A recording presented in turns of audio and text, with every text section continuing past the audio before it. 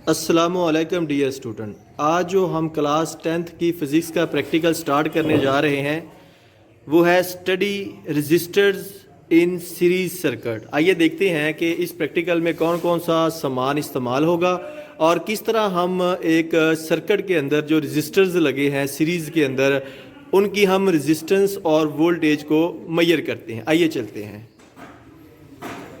अस्सलाम वालेकुम। अच्छा जी, प्रैक्टिकल हमारा है कि हमने सीरीज़ में रेजिस्टेंस लगानी है, 2 लगा लें, 3 लगा लें या 4, क्योंकि हमारी थ्योरी की बुक में भी और प्रैक्टिकल की कॉपी में भी 3 रेजिस्टेंस हैं, तो इसलिए हम 3 रेजिस्टेंस लगाएंगे और हमने सीरीज़ में उन्हें कनेक्ट करके और उनका मुशाहदा करना है कि उनकी वैल्यू हमने निकालनी है कि रेजिस्टेंस R1 की वैल्यू कितनी होगी, R2 की वैल्यू कितनी होगी और R3 की वैल्यू कितनी होगी। और उसके बाद हम ये भी देखेंगे कि हम ने रेजिस्टेंस R1 के क्रॉस वोल्टेज निकालना है V1, R2 के क्रॉस V2 और R3 के क्रॉस V3, और फिर हमने उनका इक्विवेलेंट वोल्टेज भी और इक्विवेलेंट रेजिस्टेंस भी निकालेंगे। तो सबसे पहले आपको ऑपरेटर्स का तारुफ करवा दें कि ये हमारे पास पावर सप्लाई है, जिसे हम आम तौर पे बैटरी भी कह सकते हैं, पावर सप्लाई भी कह सकते हैं। ये आपकी पावर सप्लाई है, जहाँ से ये आपका ऑन ऑफ बटन है। अभी मैंने इसको पीछे से ऑन नहीं किया। ये इसका पॉजिटिव टर्मिनल है जो रेड कलर में है, और ये जो ब्लैक है ये इसका नेगेटिव टर्मिनल है। आप अपने साथ कॉपी ओपन रखेंगे जब आप वीडियो देख रहे होंगे। उसमें आपने देखना है कि सर्किट डायग्राम के मुताबिक हमने ऑपरेटर्स को सही तरीके से जोड़ा है। सबसे पहले हमने क्या किया कि ये पॉजिटिव से हमने शुरू करना है, क्योंकि हमने करंट को लेना है पावर सप्लाई से बाहर, उसकी आउटपुट हमें चाहिए। तो आउटपुट हमें पता है कि हमने हमेशा करंट जो शुरू होता है वो पॉजिटिव से शुरू होता है। हमने पॉजिटिव से करंट निकाला और ये हमारे पास एक की है, की को करंट मैंने सप्लाई किया, की से करंट आगे मैंने लिया और ये जो है हमारे पास रियोस्टेट, इसमें करंट चला गया। रियोस्टेट से मैंने करंट जो है लेके गया तो एम मीटर में लेके गया। एम मीटर से मैंने करंट निकाला और एम मीटर के साथ मैंने रेजिस्टेंस R1, R2, R3 ये लगाई हुई हैं। ये एम मीटर के साथ ये रेजिस्टेंस R1 है पहली, ये R2 दूसरी रेजिस्टेंस है और ये R3 तीसरी। ये तीनों आप देख सकते हैं कि सीरीज़ में जुड़ी हुई हैं। और फिर क्या किया कि R3 में से मैंने करंट लिया और वापस मैंने पावर सप्लाई में दे दिया। ये हमारा सर्किट क्लोज हो गया। और ये सारी की सारी जितनी भी चीज़ें हैं ये वोल्ट मीटर के अलावा, क्योंकि इसे मैंने अभी कनेक्ट नहीं किया हुआ, ये आपको बताएंगे कि कैसे कनेक्ट करना है, इसका कनेक्शन अभी नहीं है। तो ये हमारे पास पावर सप्लाई की ये हमारे पास रियोस्टेट है, एम मीटर है और ये तीनों रेजिस्टेंस, ये सारी की सारी 7-8 चीज़ें ये हमारे पास सीरीज़ में लगी हुई हैं। तो अब हम क्या करेंगे कि अपने सर्किट को ऑन करेंगे। और जो वोल्ट मीटर मैंने अलग से इसकी कनेक्शन उतार के रखे हैं, वो मैंने इसलिए उतारे हैं क्योंकि मुझे R1 का वोल्टेज अलग से चाहिए, R2 का वोल्टेज अलग से चाहिए और R3 का, तो इसलिए मैंने अलग रखे हैं ताकि मैं बारी बारी ऐसे इनको साथ लगा के चेक कर दूंगा। अगर मैं इसको तारों को जहाँ पे फिक्स करता तो मुझे बार बार उतारनी पड़ती, तो इसलिए मैंने पहले ही उतार के रखी हुई हैं और सिर्फ मैं साथ टच करूँगा तो मेरे पास वोल्टेज की वैल्यू जहाँ पे वोल्ट मीटर में आ जाएगी। तो अब हम चलते हैं प्रैक्टिकली परफॉर्म करके देखते हैं और हम अपनी फ़र्स्ट रीडिंग भी लेते हैं। तो सबसे पहले मैं क्या करूँगा जी, ये पावर सप्लाई को मैंने ऑन किया, ये देख सकते हैं आप पावर सप्लाई ऑन हो गई है। और लेकिन अभी इस सर्किट में करंट नहीं जा रहा क्योंकि मैंने अपनी के को ओपन किया हुआ है।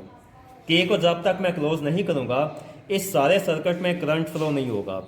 अब मैं इसके जो है ना की को क्लोज़ करता हूँ तो आप ये देख सकते हैं इसमें डिफ्लेक्शन होगी। जैसे ही मैंने की को क्लोज़ किया है तो इसमें डिफ्लेक्शन हुई है और इस वक्त करंट की वैल्यू 0.02 एम्पियर मुझे शो हुई है। यह मैं आपको पिछले प्रैक्टिकल में बता चुका हूँ कि ये 2 पॉजिटिव टर्मिनल हैं इसके एम मीटर के, जहाँ पे अगर मैंने कनेक्शन लगाया है तो नीचे वाली मैं रीडिंग लूँगा, अगर मैं जहाँ पे कनेक्शन लगाऊंगा तो फिर मैं ऊपर से रीडिंग को मेजर करूँगा। तो चूँकि मैंने जहाँ पे लगाया है तो ये 0.6 एम्पियर मैक्सिमम देगा, जो कि नीचे से रीडिंग मुझे लेनी पड़ेगी। तो 0.02 ये इस वक्त करंट की रीडिंग हमें दे रहा है। और सीरीज सर्किट में हमें पता है कि करंट की वैल्यू हर रेजिस्टेंस में से सेम होती है, यानी कि 0.02 एम्पियर ही R1 में से गुजरेगा, 0.02 एम्पियर ही R2 में से और 0.02 एम्पियर ही R3 में से। तो ये आपकी I की वैल्यू आ गई है।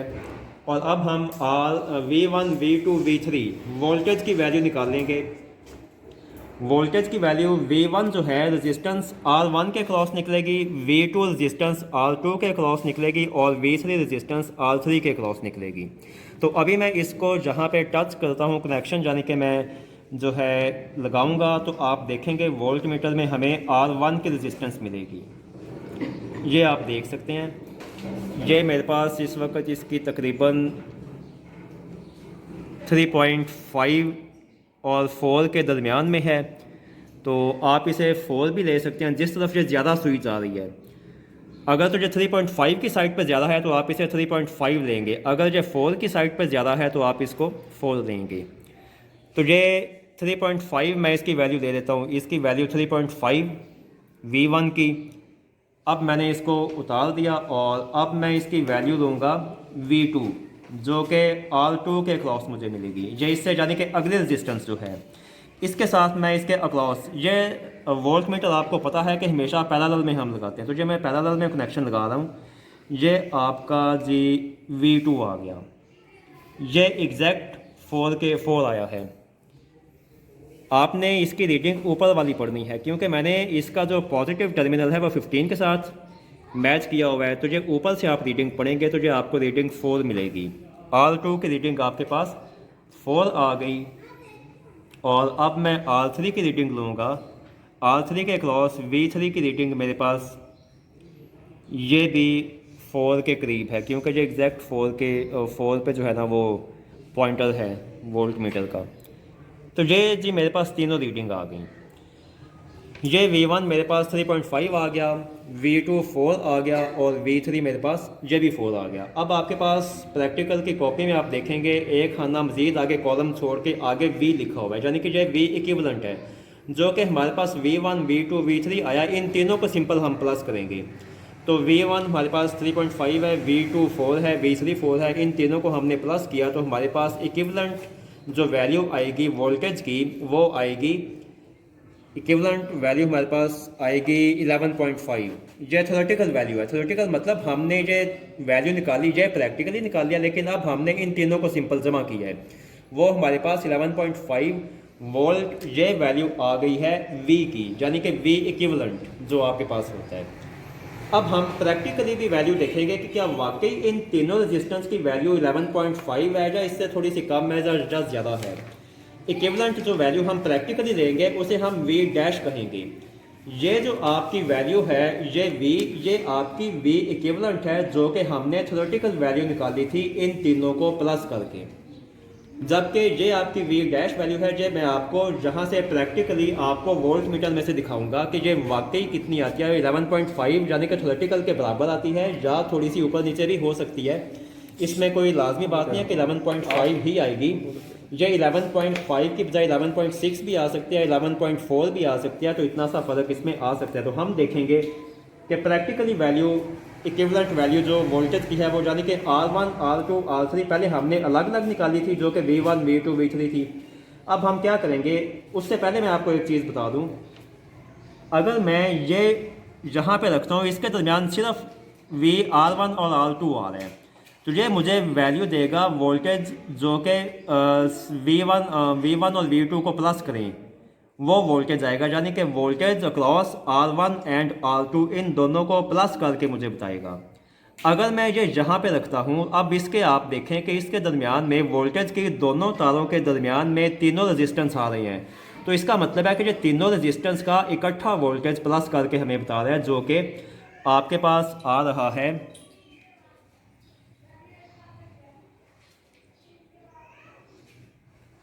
आपके पास इसकी वैल्यू आ रही है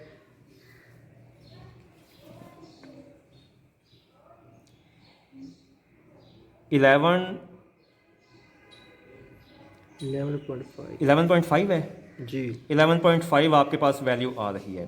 तो ये मेरे पास होगी प्रैक्टिकली, ये यानी कि V डैश ये मैंने प्रैक्टिकल वोल्ट मीटर में से नोट किया था और ये जो V इक्विवेलेंट था ये मैंने थ्योरेटिकल इन तीनों को प्लस किया था। तो आपके पास अब क्या होगा कि इन दोनों का डिफरेंस यानी कि V और माइनस V डैश, आपका जो लास्ट कॉलम है प्रैक्टिकल की कॉपी में वोल्टेज वाले ब्लॉक के अंदर, वो है इन दोनों का फ़र्क कितना है। फ़र्क क्या होगा V माइनस V डैश, तो हमारे पास v भी 11.5 थी और v डैश भी 11.5 है, तो इनका जो डिफरेंस होगा, डिफरेंस आपके पास v minus V dash is equal to 11.5 minus 11.5, ये आपके पास 0 वोल्ट आएगा।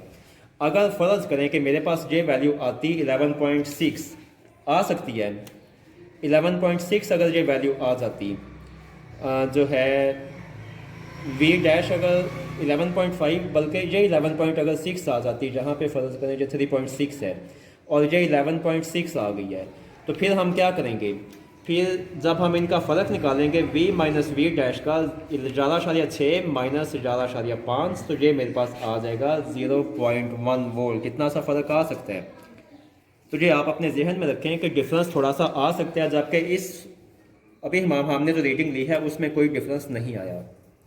अब हम रजिस्टेंस निकालेंगे, जो कि हमने जो तीनों रजिस्टेंस R1, R2, R3 हमने फिक्स किए थे। R1 की वैल्यू कैसे आएगी, R1 आपको पता है फार्मूला जो होता है ओहम्स लॉ के मुताबिक V is equal to I R, और R का फार्मूला क्या होता है V over I। V over I, तो R1 is equal to V1 over I। V1 हमने क्यों लिखा, क्योंकि तीनों का वोल्टेज अलग अलग हमने लिया था। और I1, I2, I3 मैंने क्यों नहीं लिखा, क्योंकि जो करंट की वैल्यू है वो तीनों रेजिस्टेंस में से सेम है, तो जो चीज़ सेम हो उसको हम सबस्क्रिप्ट 1, 2, 3 नहीं लिखते, तो इसलिए हमने I के साथ 1 या 2 या 3 नहीं लिखा। R1 की वैल्यू V1 ओवर I, और V1 हमने जहाँ से निकाली हुई थी 3.5, तो ये 3.5, और करंट की वैल्यू हमने जहाँ से नोट की हुई थी एम मीटर में से 0.02, तो ये 0.02, ये R1 की वैल्यू आ गई। R2 is equal to V2 over I, V2 हमने 4 निकाली थी, ये R2 आ गई। इसी तरीके से R3 is equal to V3 over I, और R3 की वैल्यू भी आपके पास आ गई। अब आपने निकालना है R इक्विवेलेंट। R इक्विवेलेंट जैसे हमने V इक्विवेलेंट निकाला था V1 plus V2 plus V3, इसी तरीके से R इक्विवेलेंट निकालेंगे R1 plus R2 plus R3, ये आपके पास R इक्विवेलेंट रेजिस्टेंस की वैल्यू आ गई। अब जैसे हमने एक प्रैक्टिकली वैल्यू भी निकाली थी V डैश की, जो कि तीनों के अक्रॉस हमने नोट की थी, तो हम R भी नोट करेंगे इसी तरीके से। R is equal to V dash over I। V dash की वैल्यू हम पहले निकाल चुके हैं, 11.5 है, और I की वैल्यू वही है 0.02, तो R की वैल्यू हमारे पास ये आ गई, ये R इक्विवेलेंट है और ये R है। इसी तरीके से हमने जहाँ भी डिफरेंस निकाल लेना है, जो फ़र्क है आपका आखिरी column R minus R equivalent, ये कितना आएगा। R की वैल्यू हमारे पास 575 है, और R इक्विवेलेंट की वैल्यू भी हमारे पास वो ऊपर आई है 575, तो इसका भी हमारे पास 0 ओहम डिफरेंस आएगा। ये वाला डिफरेंस आपका उस वक्त आएगा जब जहाँ पे V माइनस वी डैश का अगर कोई डिफरेंस निकलेगा, तो तब R माइनस R E का डिफरेंस आएगा, अदरवाइज़ नहीं। यहाँ पे चूँकि डिफरेंस 0 है, तो इसलिए एग्जैक्ट बात है कि जहाँ भी इसका डिफरेंस 0 ही होगा।